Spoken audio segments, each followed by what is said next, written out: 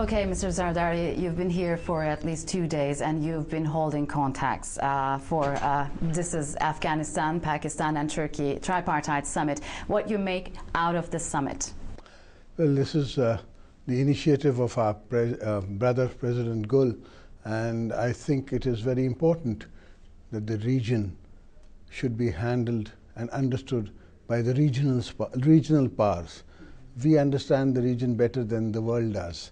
So if we could have an agreement and a point of view, that would carry a lot of weight in the world.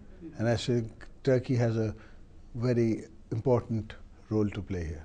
Well, Afghanistan and Pakistan has had and still sometimes having tense relations because of India, and of course there are some speculations about it, but is Turkey mediating between you, Pakistan and Afghanistan, or what are the sticking points between the two countries? Why you needed Turkey's mediation in this respect? I don't think we need Turkey's mediation. I think we all need Turkey's strength to interact together in the right direction. For instance, we were talking about putting train connections from Turkey to Pakistan, or rather we have a train connection. The idea is to upgrade it.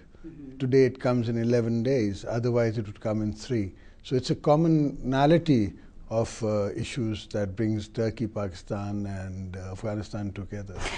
During this conference you declared that you'll help Afghanistan to handle Taliban elements because they're looking for a smoother solution to the Afghan Taliban. And what will you do at home? No, I didn't say that. Turkey itself, Afghanistan itself, everybody has, all democracies have a first principle of dialogue. Even my parliament, the mandate that they've given our armed forces, or they've given the government of the day, the parliament has given a mandate which says it's a 3D policy. And the first D is the dialogue, development and deterrence. It just so happens that deterrence is more visible and dialogue is not so visible, and development is again least visible. So it's a 3D policy that we've been advocating, which is the choice of the parliament, and we're following the people's choice. Are you concerned about the latest Taliban attack in Kabul? Are you waiting any or expecting any attacks from the Taliban in your country? Because we know that you've had a Swat Valley operation which was very, very successful. What do you say? How do you identify Taliban in Pakistan? Well, to say that one can put your guard down is not correct. You should always be watchful of anti-state elements, people who are non-state actors, who have done a lot of damage in the past, people who have extreme mindsets, and extreme mindsets can become very negative. So Pakistan, and I think most of the world, has to be cautious about those people. You mentioned 3Ds, and if they do not work out, will you still press ahead with military options in your country? We always believe in all the 3Ds, and we never give up. The philosophy of democracy is to keep people engaged in a dialogue. If they do not agree today, they might agree tomorrow. Will you get in dialogue with the Taliban in Pakistan? I think dialogue is such a widely accepted situation that always there's a dialogue. You are in touch with them, right? There's always a dialogue between the tribes, between the different forces working in different places. And India is not here at this conference, but at the London conference, will you be getting together with your Indian counterpart? I'm not going to London. You're not going to? No, the foreign minister will be representing Pakistan. So could you tell us about the latest situation in India-Pakistan relations? I think we have a constructive dialogue. We want to engage India, and like any other country, we live peacefully. India is a reality, and so is Pakistan. We're both our neighbors. We can't wish each other away. And democracies never go to war. Democracies always respect each other, and hopefully we will convince our counterparts, the Indians, to talk to us and talk to us in the format of a civilized dialogue.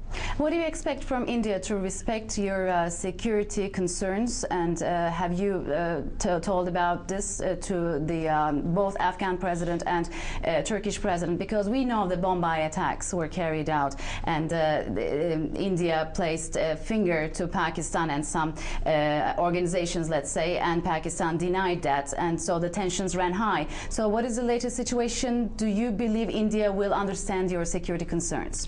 I think those people we are talking about are under trial, so I will not comment on those people because the trial is going on. Let the judges decide. If there is proof and if they are proven to be part of this attack, they should be sentenced and they will be sentenced. As far as India is concerned, we are hoping that India will not escalate the arms race in the region. India has just announced a 30% increase in their defense budget practically after the Bombay attack, which we feel is a little excess in today's world where we should be fighting poverty, we should be fighting environment problems, we should be fighting carbon credits, we should be fighting humanitarian issues rather than building larger armies. What do you think about the US President Barack Obama's AFPAC plan? Do you feel the support on your shoulders of the United States to bring stability to the region? And do you believe when the US withdraws in 2011, will the region be safe and peace will be restored? We do not consider AFPAC as a definition.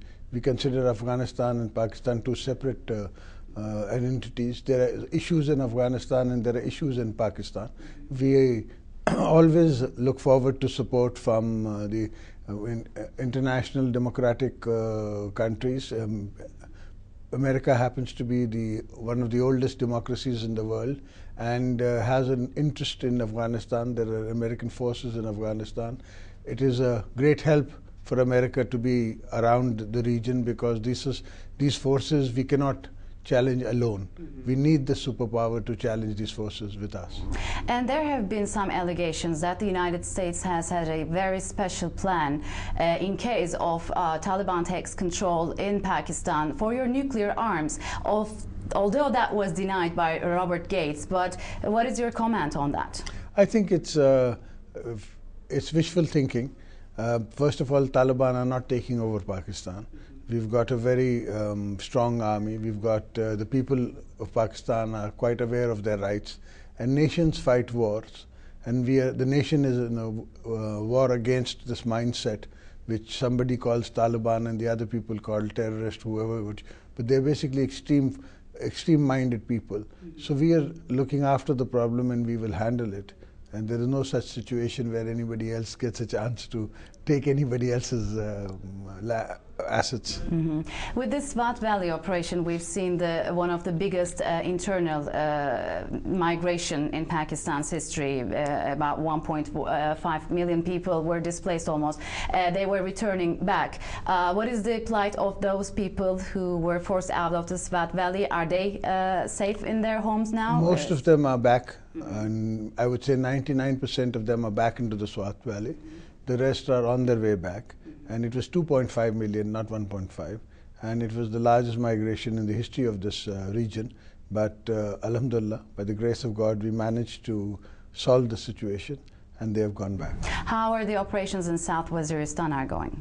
I think you'll have to ask the commander in South Waziristan that. But probably he's reporting to you, right? Are they going successfully? All I can tell you is that politically, the ownership of war is there. All the political forces are together in this, thought that they have to be taken on. And wherever need be, we use force. After this conference, will you be taking a closer look maybe to the Afghan border? A better way? What do you think? Me and President Karzai, we always enjoy a very good relationship, very healthy relationship. Afghanistan and Pakistan, we have regular interactions on the situation on the border, and wherever it is required, we help each other. Mm-hmm. So you'll be helping Afghanistan out in its fight against Taliban? We would help all friends against any fight which would be a common fight of ours. Could you tell me about Turkey's role in the region, not only in Afghanistan or Pakistan, but in general? What kind of policies you've been seeing in the Turkish foreign diplomacy lately?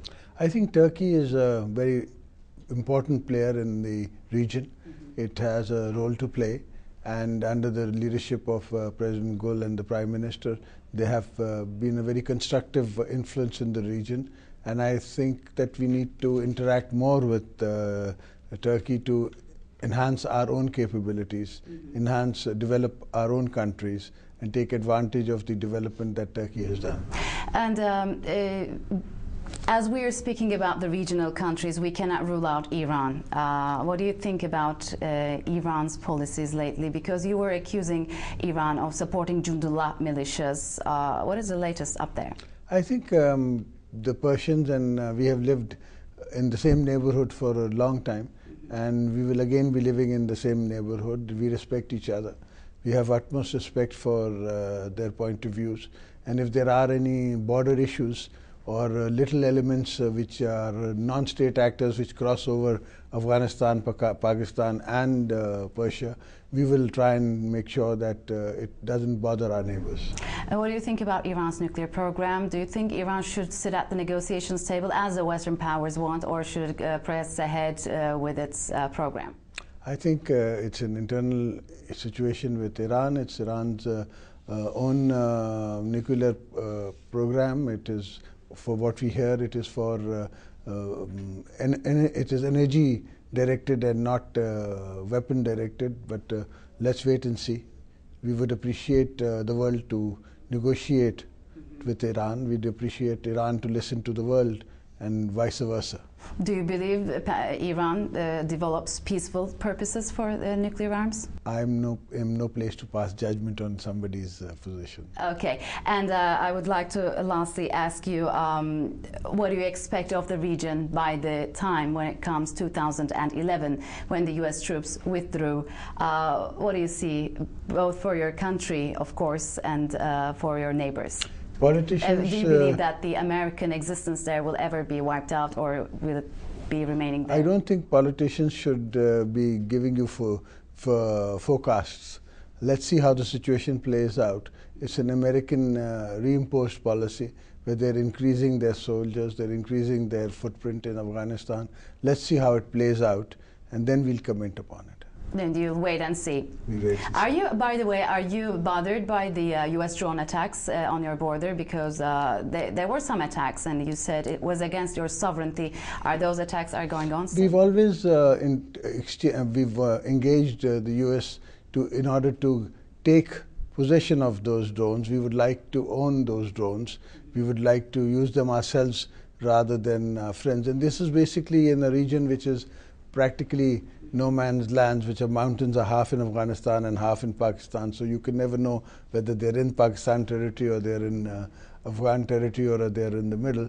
But by and large, we would like to share that technology or get that technology from the Americans so we could do our own work ourselves. As we're speaking of technology, our Prime Minister Recep Tayyip Erdogan paid a visit to Pakistan, and we believe that there have been a lot of discussions and agreements there.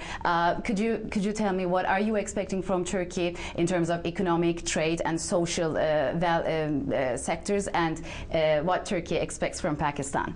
I think we need to strengthen each other's understanding. We're hoping that we could encourage Turkey to open more business houses in Pakistan and vice versa. At the moment, the trade is very little between our two countries. It does not reflect the true feeling of our people. The love and affection that we carry for each other is not reflected in our bilateral trade. So that needs to be enhanced. Mm-hmm. And as for the military, will you seek assistance from the Turkish army to train better your army and your police? I think both the armies are quite well trained, and we do assist each other whenever need be. Okay. Mr. ZERDARi, thank you very much for your time, and it was a pleasure to talking to you. Thank you.